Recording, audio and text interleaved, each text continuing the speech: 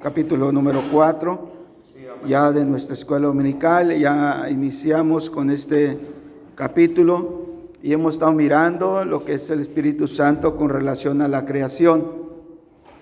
Y estamos mirando las pruebas del papel que se desempeña o que desempeñó el Espíritu en la creación. Miramos algunas de ellas, las pruebas en las Escrituras, de cómo Él ha estado siempre creando todas las cosas, envuelto en la creación de todas las cosas.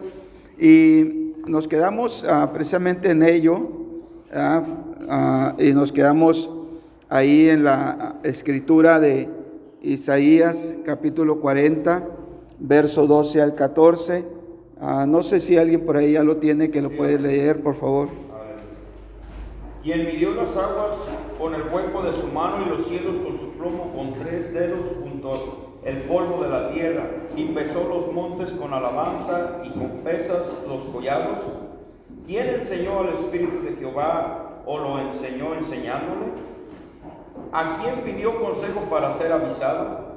¿Quién le enseñó el camino del juicio o le enseñó ciencia o le mostró la senda de la prudencia? Entonces miramos en el verso 13 donde dice: ¿quién enseñó al Espíritu de Jehová o le aconsejó enseñándole? Entonces nos damos cuenta cuando empieza a redactar cómo fue creada toda la creación, cómo fue diseñada, cómo fue elaborada. Y el verso 3 nos hace saber que esto fue a través del Espíritu de Dios, el Espíritu de Jehová. Dice, y por eso cuestiona: ¿quién le enseñó al Espíritu de Jehová o le aconsejó enseñándole? Referente a todo lo que está diciendo, todo lo que está hablando. Ahora, en estos versículos, dice, en estos versículos se relaciona el Espíritu Santo directamente con la planificación y la conducción del universo.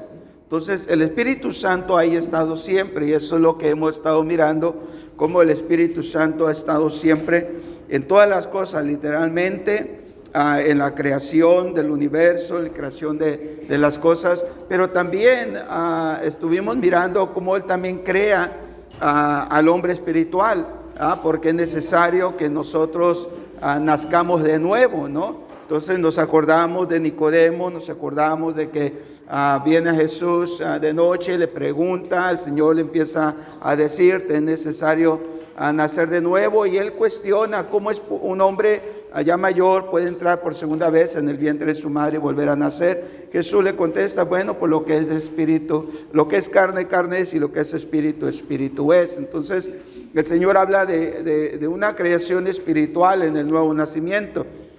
Pablo también nos habló un poco de eso, de la nueva creación, cuando nos empieza Pablo a explicar que todo aquel que está en Cristo, nueva criatura es.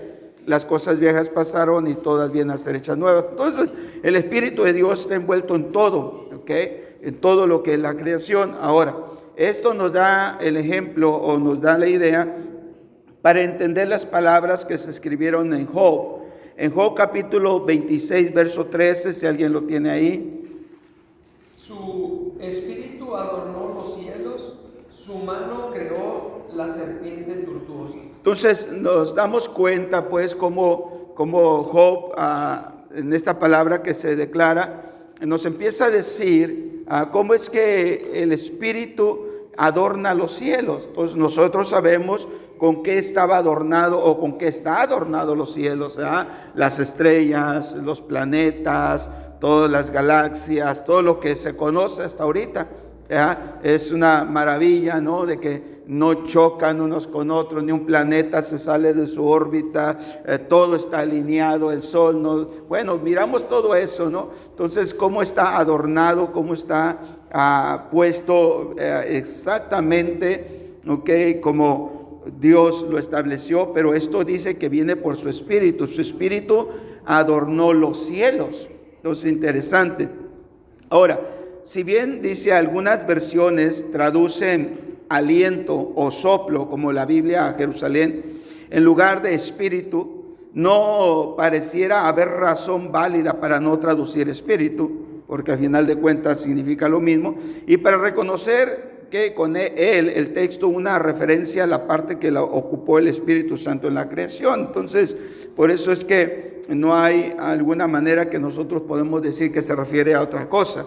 Ahora, vamos a mirar Job 33:4, por favor. El Espíritu de Dios me hizo y el soplo del Omnipotente me dio vida. Entonces, aquí hace la conjugación de estas dos palabras, espíritu y soplo. Entonces, el Espíritu de Dios me hizo. Entonces viene la conjugación donde dice, y el soplo del Omnipotente me dio vida. Es interesante, ¿por qué? Porque utiliza la palabra omnipotente.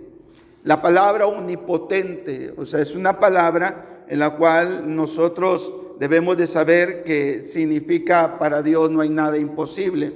O sea, hay un poder en él para producir, omnipotente.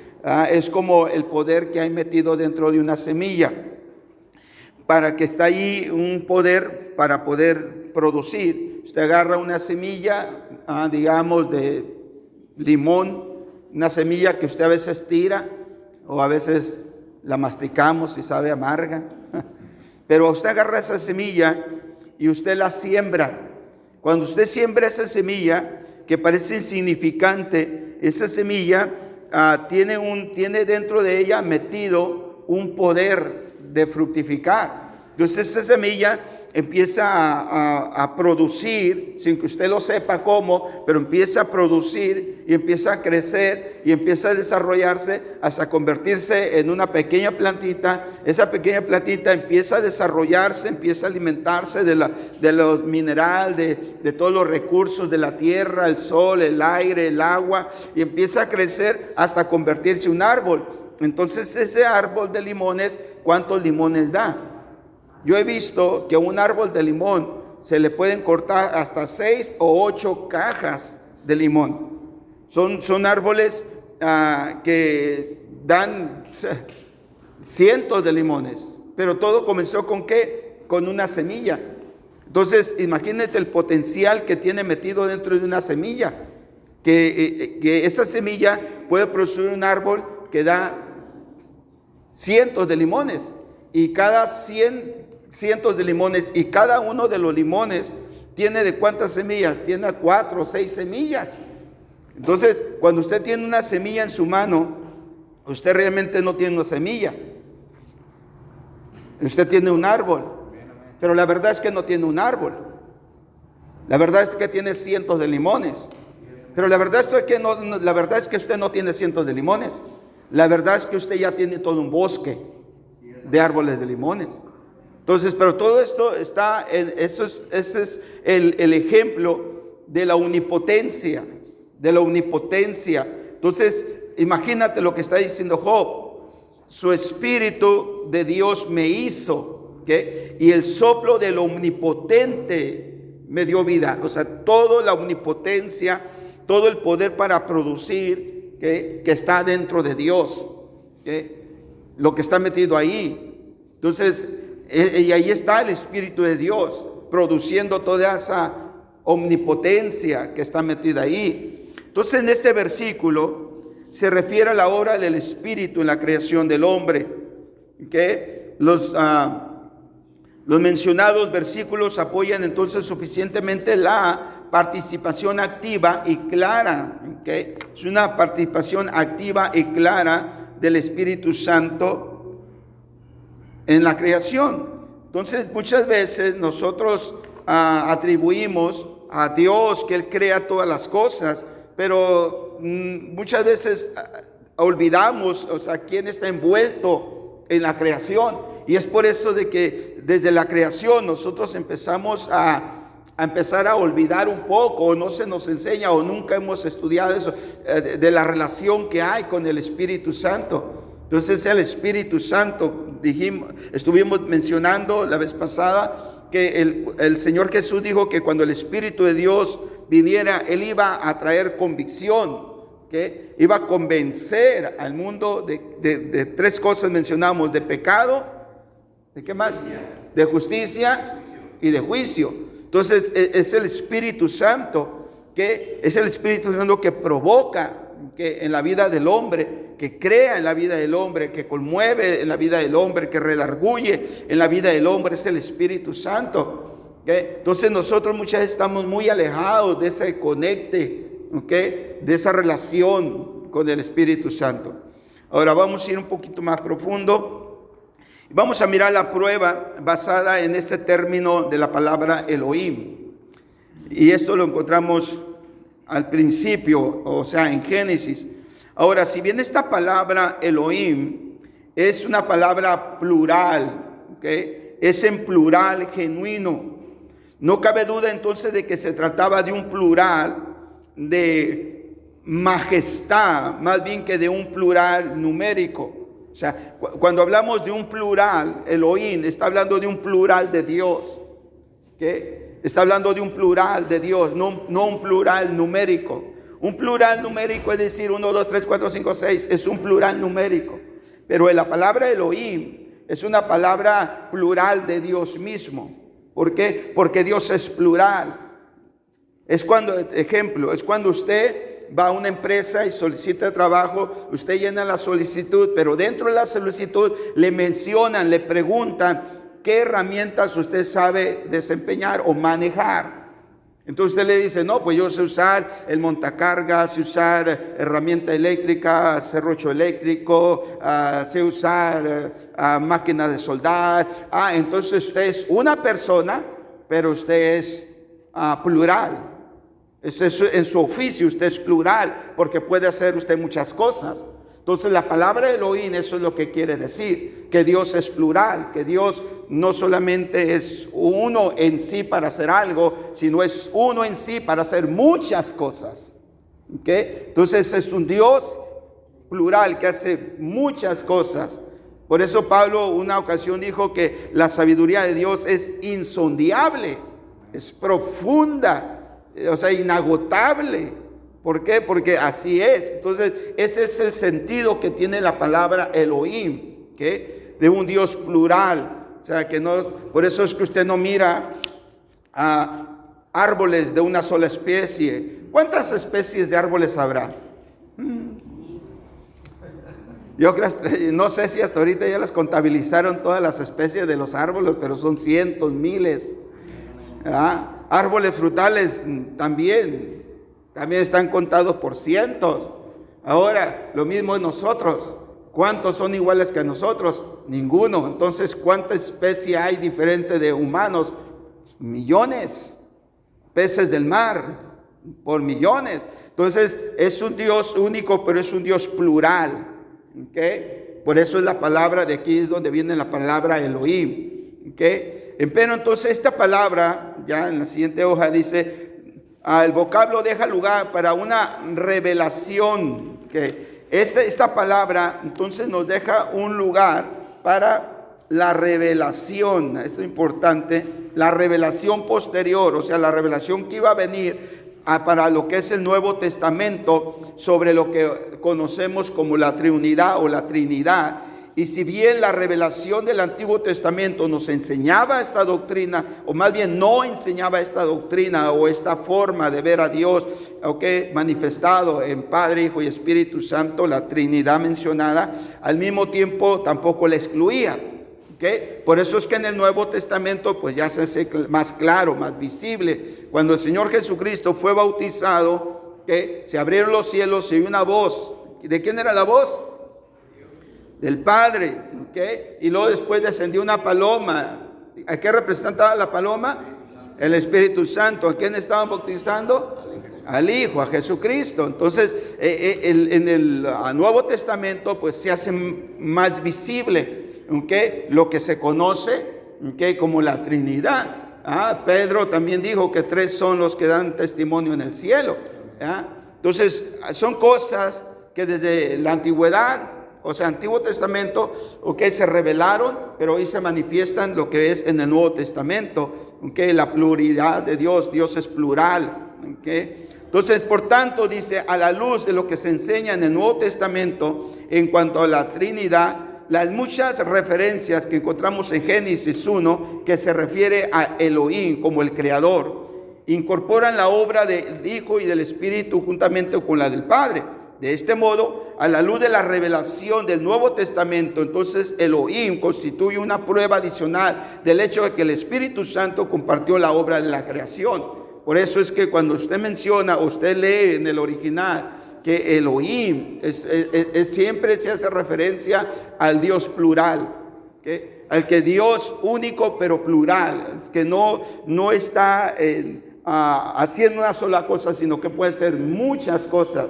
Por eso es el Dios omnipotente, ¿okay? Por eso es que Job pudo decir eso: su espíritu me formó, pero el soplo del omnipotente me dio vida, ¿okay? Porque ahí estaba metida la omnipotencia de Dios.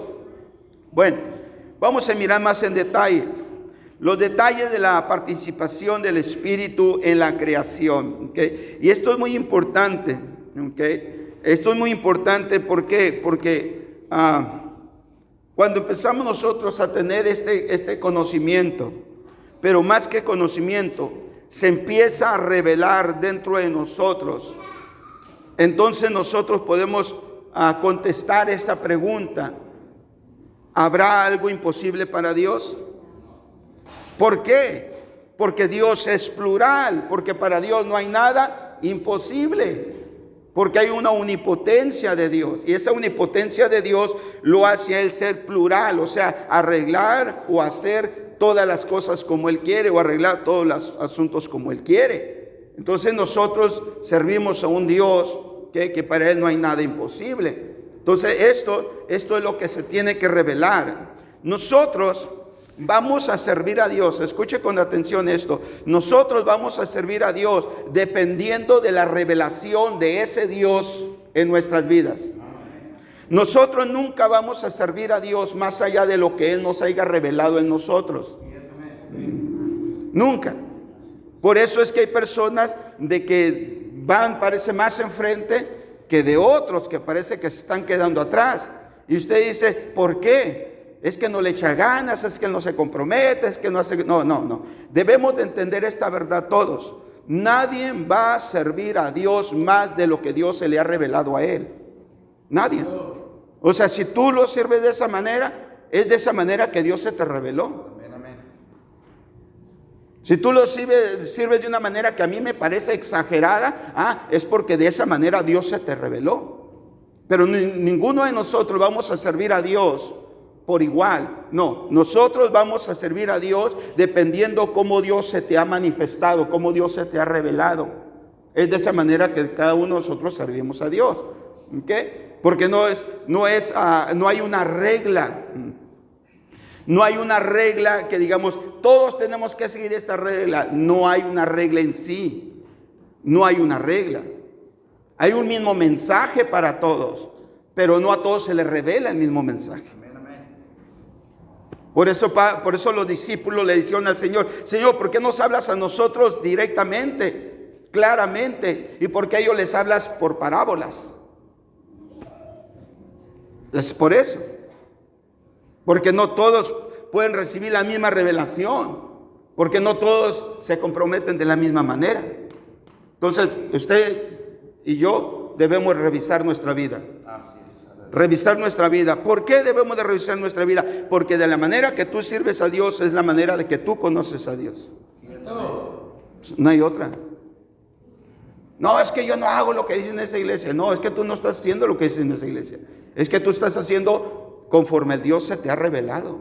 Y si Dios no se te ha revelado para caminar más, pues no lo vas a hacer. Y si lo haces, te vas a sentir obligado a hacerlo, porque no fue una revelación, sino que fue un mandato de un hombre.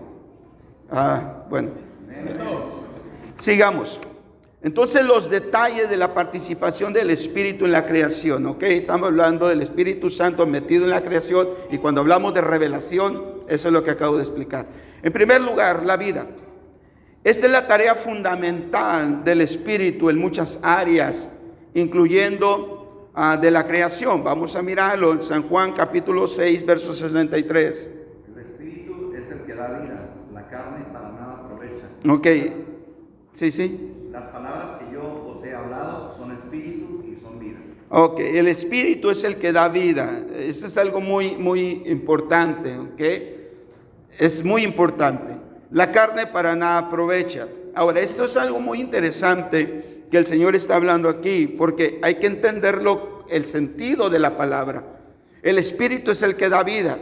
La carne para nada aprovecha. Entonces nunca está hablando de descuidar nuestro cuerpo, de descuidar nuestras vidas seculares, de olvidarnos que tenemos una vida que vivir aquí en la tierra. No está hablando de eso. Pero sí, lo que él sí está hablando es de la vida, pero de la vida eterna, de la vida que Dios da. Entonces, por más de que tú atiendas a tus deseos, a tus gustos, a tus placeres, a tus pensamientos carnales humanos, nunca conseguirás lo que es la vida de Dios. El único que puede permanecer en la vida de Dios es una persona espiritual. Entonces, atiende los asuntos espirituales si realmente quieres tener la vida de Dios. Entonces, por eso dice, es a través del Espíritu que tú tienes la vida de Dios. El Espíritu es el que da. ¿Okay? Es el que da vida. ¿Sí? La carne para nada aprovecha. Y dice, las palabras que yo os he hablado son espíritu y son vida. Por eso es que el Señor Jesucristo, y eso es algo que nosotros debemos de entender, nunca se metió en la política. ¿Por qué? Porque en la política tú quieres, número uno, ganar adeptos. ¿Pero a través de qué? A través del debate, a través del convencimiento, ¿okay? A través del conocimiento. O sea, quieres ganarlos. Entonces, de repente, nosotros podemos encontrarnos de que nosotros podemos utilizar la palabra de Dios para debatir, y nunca fue para debatir. La palabra de Dios ni es tampoco para convencer humanamente. El que hace las cosas, el que convence, el que redarguye, el que llama, es el Espíritu Santo. Nosotros no somos políticos. ¿Verdad? Entonces, por eso dice, las palabras que yo les hablo son espíritu y son vida. O sea, yo no estoy tratando de convencerte. Yo no estoy tratando de llevar un debate contigo. Yo no estoy tratando de quitar tus argumentos y poner los míos. Lo que yo te estoy diciendo es que simplemente las palabras que yo hablo, yo las dirijo al Espíritu. ¿Por qué? Porque es el Espíritu que da vida, no nuestra humanidad, sino el Espíritu. Ahora entendemos el sentido, entonces, a lo cual Jesús está diciendo esas palabras. En 2 Corintios capítulo 3, verso 6, vamos a mirar esto si alguien lo tiene. El cual asimismo nos hizo ministros competentes de un nuevo pacto, no de la letra, sino del Espíritu. La letra mata, mas el Espíritu vivifica. Sí, entonces el apóstol Pablo entendió esto. El mismo sentido de la palabra que trata el Señor Jesucristo del trabajo del Espíritu Santo, que no es un político, que no es alguien en el cual debata humanamente o en el terreno, en el área humana. El apóstol Pablo lo entiende. Y por eso el apóstol Pablo dice también nosotros. Cuando dice, el cual asimismo nos hizo a nosotros. Ahora, nos hizo ministros competentes de un nuevo pacto, no de la letra, sino del Espíritu. O sea, nosotros también no vamos a entrar en ese tipo de debates políticos, no vamos a entrar en ese tipo de debates de convencimiento. O sea, porque nosotros no estamos hablándole a la naturaleza humana. ¿Por qué? Porque ya lo entendí. Jesucristo dijo, la carne para nada aprovecha. O sea, no vas a sacar nada que valga espiritualmente de tu propia manera de vivir humana. Entonces yo ya lo entendí. Entonces, ¿qué es lo que hace el apóstol Pablo? Lo aclara y dice, porque la letra mata, mas el Espíritu vivifica. Entonces, por eso, es una de las cosas que nosotros debemos entender. Y lo que debemos de entender es que lo que va delante de nosotros, cuando nosotros hablamos Biblia, cuando nosotros decimos Biblia, cuando nosotros compartimos Biblia, cuando nosotros predicamos Biblia, cuando nosotros enseñamos Biblia, lo que va delante de ti es lo espiritual que tú seas. Santo. Lo que va delante de ti es lo espiritual que tú seas. Nosotros podemos adornar y nosotros podemos estudiar y nosotros podemos hablar mucha Biblia y como usted lo quiera, pero si la persona no es una persona espiritual, esa palabra queda muerta. Esa palabra queda muerta, esa palabra queda sin sentido. Entonces, muchas personas podemos nosotros ser muy buenos consejeros de la Biblia. ¿Ya? Y podemos mandarle, ahora que se utiliza, ¿verdad? Mandar mensajes por WhatsApp, por en el Face, o no sé por dónde. Y podemos mandar muchos mensajes y muchos textos bíblicos. Pero si nosotros no somos espirituales, nunca pienses que esa palabra va a producir algo. ¿Por qué? Porque lo que va delante de ti es lo espiritual que tú seas. Y eso es lo que Pablo está diciendo. Está diciendo, no, espérate. O sea, no son palabras, porque en sí las palabras matan, más el espíritu vivifica. Entonces, si las palabras son dichas bajo la influencia del espíritu, entonces el espíritu es el que va a dar vida. Es lo que Cristo dijo. Dice, las palabras que yo les hablo son de espíritu y son vida. ¿Sí? Entonces, ahí está el trabajo y la obra del Espíritu Santo. Entonces, el espíritu imparte vida a la creación. Vamos a mirar esto. Salmo 104, verso 30. Ok, envías tu espíritu, son creados. Entonces, el espíritu imparte vida a la creación. Por eso es importante. Por eso es tan importante que cada uno de nosotros, que debemos de atender a las cosas del espíritu. Porque las cosas del espíritu son las que van a influenciar vida en nosotros. Una vida que da Dios. Pero si nosotros no nos envolvemos en las cosas del espíritu, entonces nosotros vamos a tener una parte de nosotros más fuerte, que es la parte humana, que es la parte carnal. Entonces es algo interesante. ¿Por qué? Porque entonces cuando una persona, mire, este es uno de los grandes problemas que encontramos. Cuando una persona empieza a hablar la palabra de Dios, cuando una persona empieza a compartir la palabra de Dios, y entre la audiencia, digamos otros, no ustedes, otros. Entre la audiencia hay personas que no atienden a su espíritu lo que el predicador diga, por más espiritual que el predicador sea. Alguien que no atendió su espíritu y que está sentado en la audiencia va a estar debatiendo en su mente, va a estar cuestionando en su mente. ¿Por qué? Porque esa persona no entendió de que debe de atender a su espíritu, porque las palabras que se dicen son espíritu, y esas son las que dan vida. Pero si usted no es una persona espiritual, usted va a ser una persona que está contendiendo, pero no va a estar contendiendo contra el predicador. Ese es el problema. El problema no es que estés aquí, el problema no es que haya un predicador, el problema es que es una palabra de Dios, y entonces vas a estar contendiendo contra Dios mismo. Por eso es algo interesante. Enviaste tu espíritu, son creados y renuevas la faz de la tierra. Job 33:4, por favor. El espíritu de Dios me hizo y el soplo del omnipotente me dio vida. El espíritu de Dios me hizo. Eso es algo muy interesante. ¿Por qué? Porque nosotros somos hechos nuevas criaturas, ¿verdad? Cuando nosotros estamos en Cristo Jesús.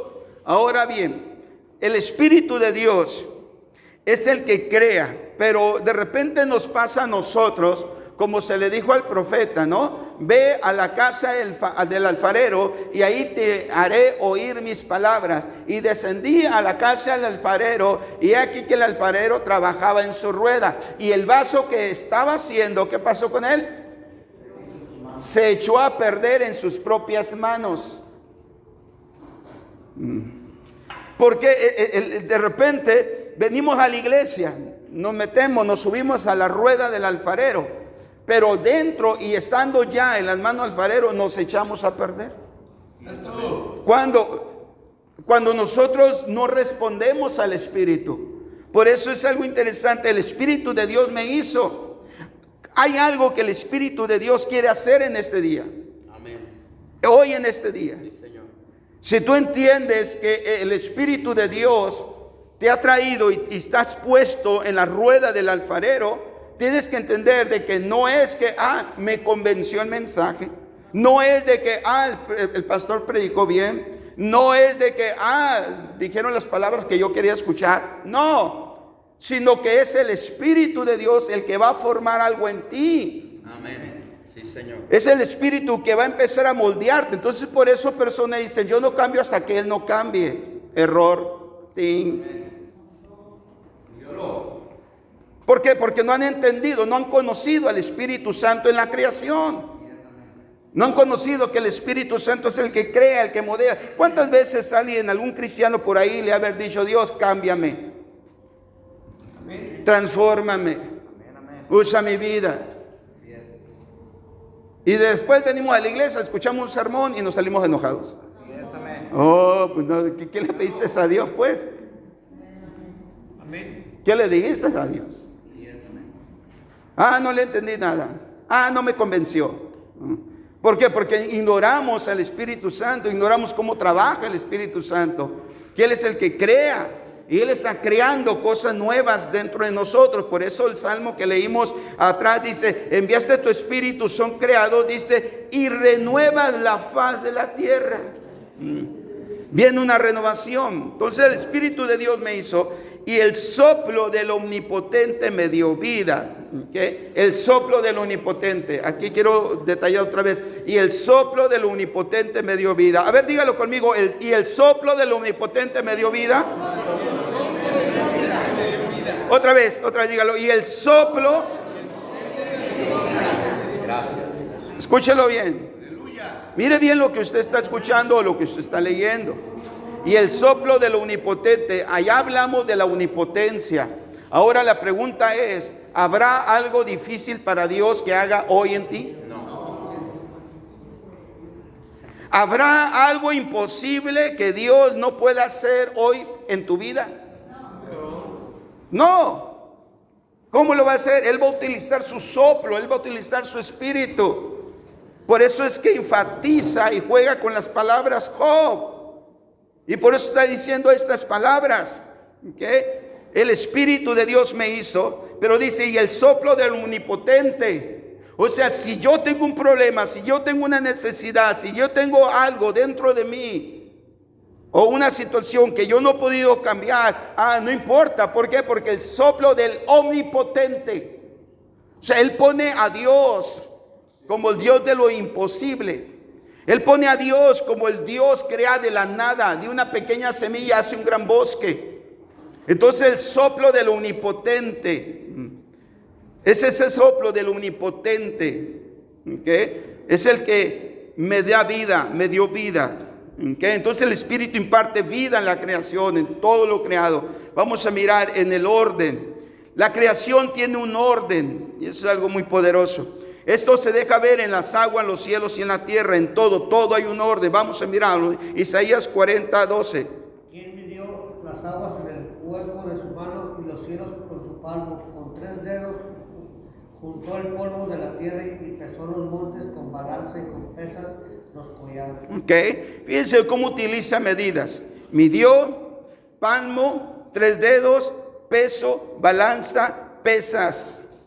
Todo lo que él está diciendo es que todo fue ordenado. Todo fue ordenado. Entonces Dios, a través de su Espíritu Santo, va a venir a ordenar nuestras vidas. Nos va a ordenar. Porque nosotros vivíamos, espero que así sea, nosotros vivíamos en una vida desordenada. Nosotros vivíamos en una vida, hermano, que no medíamos consecuencias o no pensábamos a un futuro, o nosotros siempre vivíamos en el momento. Entonces nunca nos ordenábamos.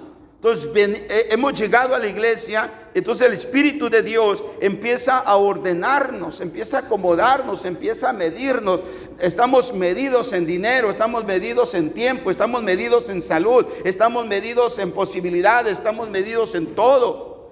Por eso es que si se acuerda de cuando el Señor habló de la parábola de los talentos, y que a uno le dio 1 y al otro le dio 2 y al otro le dio 5. ¿Sí se acuerda de ello? Dice que a cada uno le dio conforme su capacidad. A uno le dio 1, 2 y 5, pero a cada uno le dio conforme su capacidad. O sea, el Señor no te va a dar algo que tú no estés ordenado. Dios no te va a dar algo en lo cual tú no te has ordenado. Entonces viene el Espíritu de Dios y te ordena. Ordena tu vida, ordena tus tiempos, ordena tu economía. Todo Dios lo ordena. Y por eso es que he escuchado, hay personas que dicen, es que parece que nos quieren tener como soldados. Yo no, pero Dios sí te quiere tener como un soldado. Ordenado. ¿Ah? Exactamente. Ninguno que milita se enreda en los negocios de este mundo para agradar a aquel que lo tomó por soldado. Entonces así. Entonces, ¿qué hace el Espíritu de Dios? Nos ordena en todos los ámbitos de nuestra vida. Ahora, ¿por qué Dios nos ordena? Porque Él nunca te va a dar algo más allá de lo que tú no fuiste ordenado. Por eso es que a uno le dio 1, al otro le dio 2 y al otro le dio 5 talentos. Pero a cada uno le dio conforme su capacidad. Entonces, la capacidad para que Dios te dé, ¿de dónde viene? ¿De dónde viene la capacidad para que Dios te dé? Viene de que el Espíritu de Dios te haya ordenado. ¿Por qué? Porque Dios no va a poner algo donde hay un desorden. Dios no edifica en el desorden. Entonces hay vidas, hay personas que viven una vida desordenada, pero le están pidiendo a Dios, dame, úsame, aquí estoy, me rindo a ti, tócame. Y dice Dios, pero si tienes una vida desordenada, y después se frustran. Es que ya le he dicho mucho a Dios, es que ya le he orado, es que ya le he ayunado, es que ya esto, es que ya el otro. Espérate, pero es que tú no entiendes. No conoces el Espíritu Santo. No sabes cómo Él trabaja, y Él trabaja en el orden. ¿Qué es lo que hace entonces el Espíritu Santo? Te ordena. Vamos a ordenar tu vida, vamos a ordenar tus pasos. Y sobre el orden es que Dios entonces te va a proveer. No hay otra manera, iglesia. El orden. Por eso es que el Señor no dijo, hágase las lumbreras y ahí donde se les ocurrieron, póngase los planetas. Y no, todos están alineados. Todos están para que puedan subsistir, están en el orden correcto. ¿Cuál es el primer planeta que está más cerca del Sol? ¿Cuál? Mercurio. Vamos, ¿qué tal si esta no fuera la Tierra? ¿Qué tal si tú habitaras en Mercurio? Pues no. Te hicieras chicharrón, te quemaras. Pues no. Entonces Dios ordena las cosas, hermano. Y en su capacidad, las ordena para que subsistan. Entonces Dios ordena nuestras vidas para nosotros poder subsistir. ¿En qué? En lo que Él quiere hacer en nuestras vidas. Pablo aún en las cosas malas, o en las cosas inesperadas, o en las pruebas, ¿qué dijo Pablo? Porque Dios no nos dará ¿qué? Una tentación más grande de lo que podamos soportar, y más aún, juntamente con la tentación, nos dará la salida. Entonces el Señor trae un orden en todas las cosas, aún en los problemas. Interesante. Entonces ahí está el Espíritu de Dios trayendo un orden. Dicen particularmente en los órdenes, procesos de los cielos. Vamos a mirar esto. Ejemplo, Job 26:13.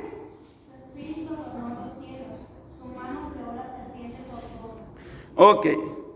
Su espíritu adornó los cielos. Y aquí viene todo. Él ordena las cosas. ¿Okay? Y cuando las ordena, escúchelo bien. La palabra adornó, no está hablando de un orden, pero está hablando de un adorno. ¿Qué es un adorno? ¿Alguien pudiera decirme qué es un adorno? Decoración. Una decoración, sí, puede ser un florero, puede ser un broche, puede ser, no sé, un anillo, pues un adorno. Un toque especial, un distintivo. Ok, entonces Dios crea todas las cosas, pero no las crea simples. Dios no las crea simples, Dios les pone un detalle. Entonces Dios dice, vamos a hacer el universo, ok, ahí está, vamos a hacer todo, vamos a hacer la tierra, vamos a hacer los árboles, vamos a hacer los animales, vamos a hacer las aves del cielo, vamos a hacer los monstruos marinos, vamos a hacer todo. Al último dijo Dios, vamos a hacer el adorno. Amén, amén. Lo pusiste, dice uno de los salmos, lo pusiste sobre todas tus cosas creadas. Aleluya. Fuiste el adorno de Dios. Dile a tu vecino, eres un adorno. O sea, si nadie te dijo algo bonito, Dios te está diciendo algo bonito hoy en esta mañana. Eres mi adorno, eres la cereza en el pastel. Eres la cereza en el pastel. Eres el broche que me hace lucirme. Eres el brochecito de oro. Bueno, no, ya. Dejemos esas cosas. Ok, entonces su espíritu adornó los cielos. Su mano creó la serpiente tortosa. Híjole, esto es muy profundo si nos metemos ahí, pero no, avancemos. Entramos entonces ya al capítulo número 5. Entramos al capítulo número 5, página 35. Y vamos a mirar el Espíritu Santo con relación a la revelación y la inspiración. Wow, este capítulo va a estar sabroso. ¿Ok? Porque hablar de esto, del Espíritu Santo, pero en relación de la revelación y la inspiración, wow, nos va a llevar a un nivel diferente. Bueno, dice el significado, aunque aquí me falló la U por la I, el significado, ok, de los términos. Bueno, básicamente, revelación. Porque a veces oímos la palabra revelación como si fuera una palabra muy espiritual y todo. Bueno, no. Significa la declaración o el dar a conocer aquello que hasta ese momento era desconocido. Híjole, Dios es omnisciente.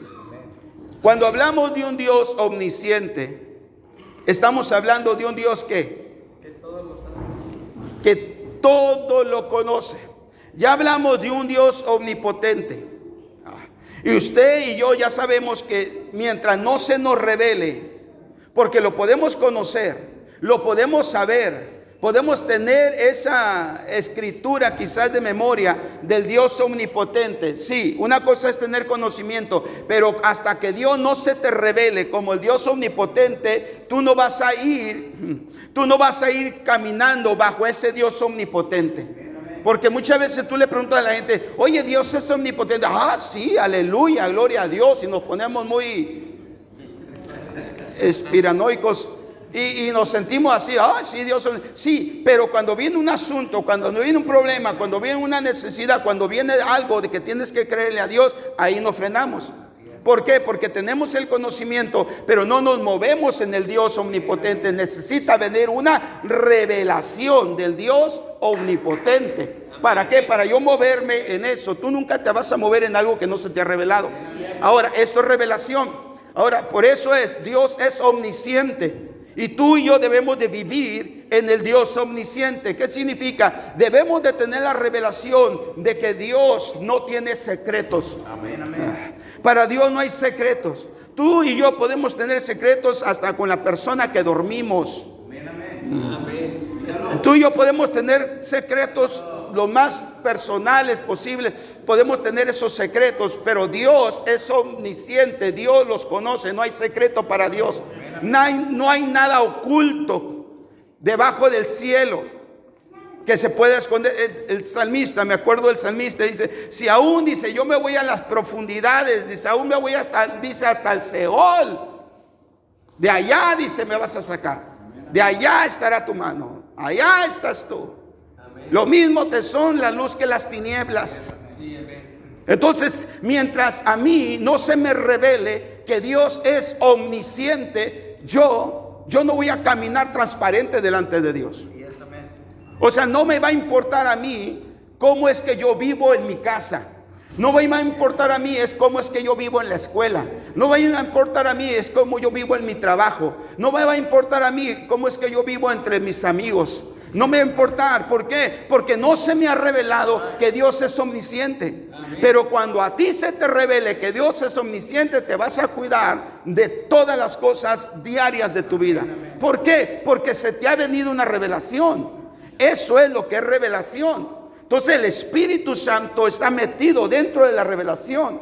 ¿Qué es revelación? Simplemente significa la declaración o el dar a conocer de aquello que está en ese momento desconocido. Está, pero es desconocido. Está, pero es desconocido. Está ahí, No porque yo sea ignorante, no porque yo no lo conozca, no significa que no está. Amén. Eso es algo que debemos entender. Eso es lo que es la revelación. La revelación es algo que está, pero que no se ha manifestado todavía.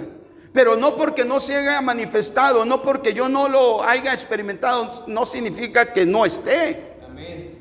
Está. Entonces Dios está ahí. En tus pláticas Dios está ahí. Lo que dijiste, las primeras palabras que dijiste hoy domingo 4 de julio, no, 5 ya. ¿Es 4 hoy? Yo sé que había sido ayer. Bueno, 4, ando atrasado. Hoy 4 de julio. Las palabras que tú mencionaste cuando dijiste, ay, ya amaneció, Dios las sabe.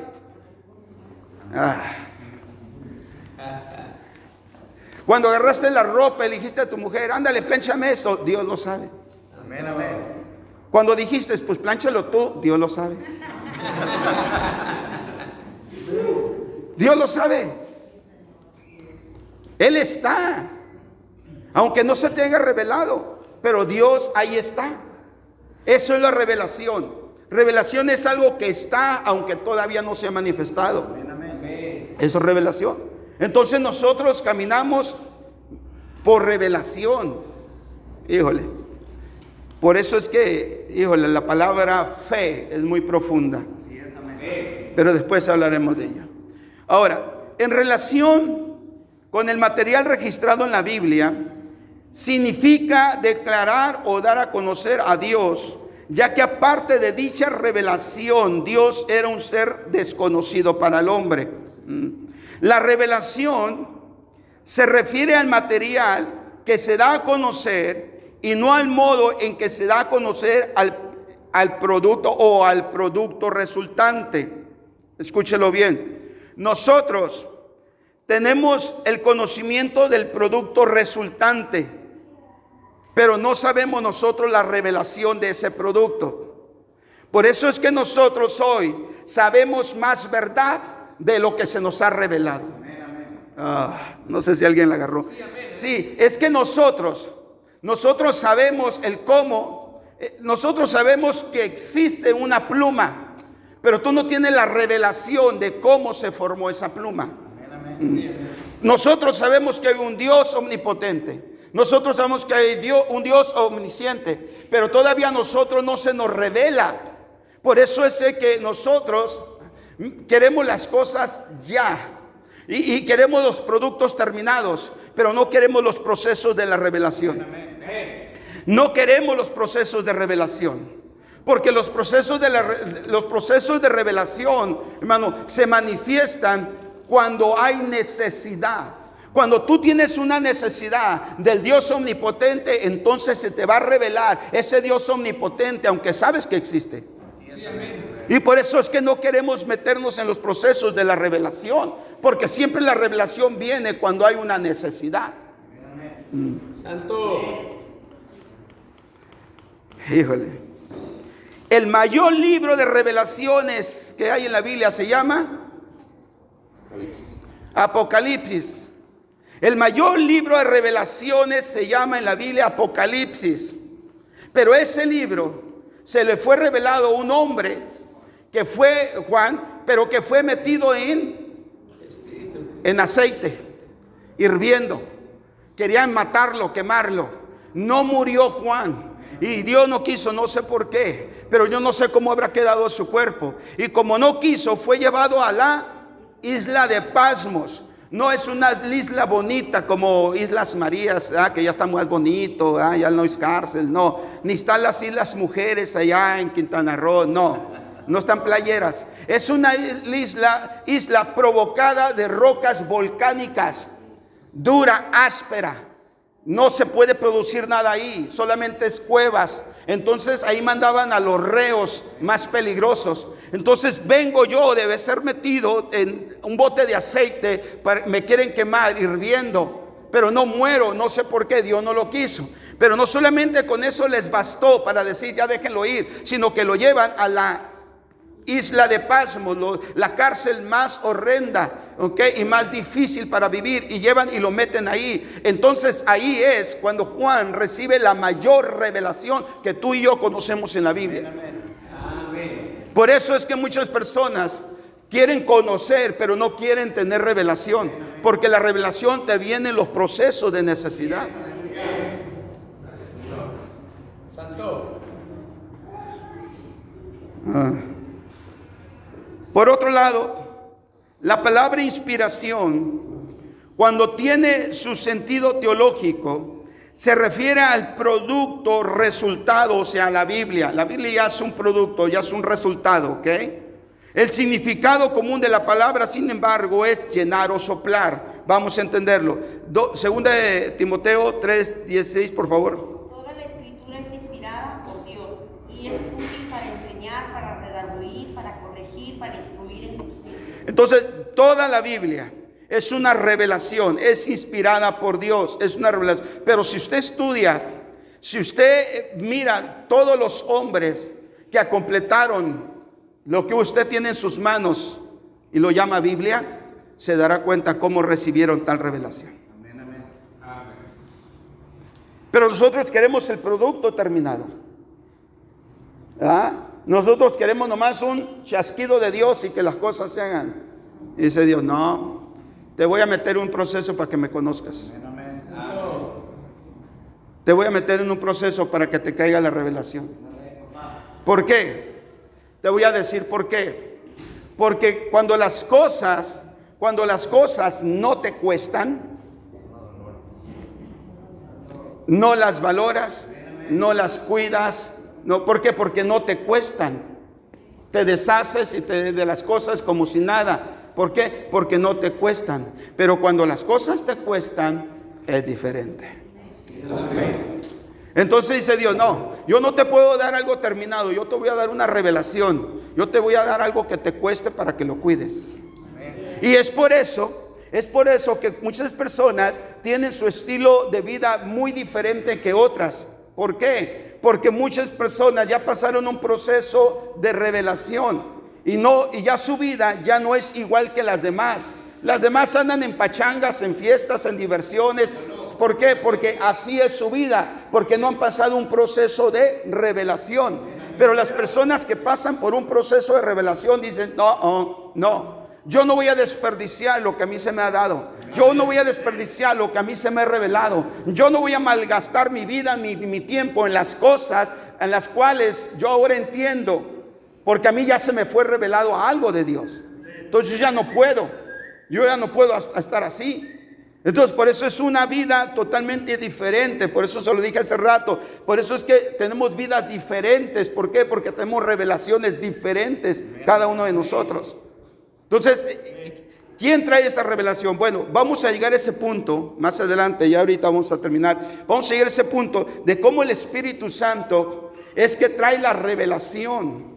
Por eso es tan importante tener una relación con el Espíritu Santo, porque Él es el que te va a traer una revelación. Y cuando te va a traer una revelación, entonces tu vida va a ser transformada y cambiada. El Espíritu de Dios llevó a Jesús al desierto. Y salió del desierto ahora bajo el Espíritu Santo, pero ahora salió en el poder del Espíritu Santo. Entonces el Espíritu Santo dice, ok, mi hijo, te voy a meter a un proceso de desierto para que encares un diablo. No sé cómo se llama tu diablo, pero te voy a meter en un desierto para que encares tu diablo ahí. Y cuando tú pases por ese desierto, acuérdate, yo soy el Espíritu Santo, te voy a llevar y te voy a guardar para cuando pases tu desierto. Ahora ya no vas a estar influenciado por el Espíritu, sino vas a estar en el poder del Espíritu. Amén. Que es diferente. Y cuando tú ya aprendes a caminar en el poder del Espíritu, ahora entonces el Espíritu no está en mí para emocionarme. El Espíritu de Dios no está a mí simplemente para quebrantarme, para hacerme llorar. El Espíritu de Dios está en mí para darme propósito. Por cuanto el Espíritu de Dios está en mí y me ha ungido para. Amén, amén. Pero hasta todo ese proceso, ¿okay? Para que nosotros podamos recibir una revelación. Por eso es que muchos sabemos, el producto terminado. Muchos sabemos de la Biblia, muchos sabemos de los hombres, de las mujeres de la Biblia, muchos nosotros los conocemos, pero nosotros no hemos pasado procesos para que se nos revele al Dios que se le reveló a los hombres que están ahí en la Biblia. Usted dice, ¿por qué Juan se vestía de pelo de camello y comía miel silvestre y langostas, chapulines? Es el Dios que se le reveló. ¿Por qué a la edad de 70 y tantos años Abraham tuvo que dejar su tierra y se fue a experimentar y le creyó a Dios cuando ya su mujer pues estaba ya grandecita y posiblemente no iba a dar a luz? Porque ese fue el Dios que se le reveló. Nunca, cada hombre que tuvo una experiencia con Dios fue una revelación de quién es Dios en su vida. Cada hombre que tuvo una experiencia y muchas veces en necesidades muy fuertes, a ese hombre se le reveló a ese Dios. Y cuando se le reveló a ese Dios, se paró por ese Dios. Nunca Daniel hubiera sabido de que Dios le tapa el hocico a los leones. Nunca, hasta que lo echaron dentro de un pozo.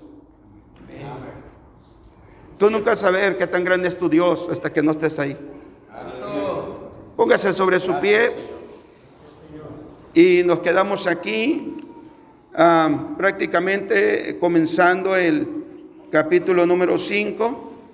Relájese, Dios le sigue amando y comenzamos el servicio en 10 minutos. Bendiciones.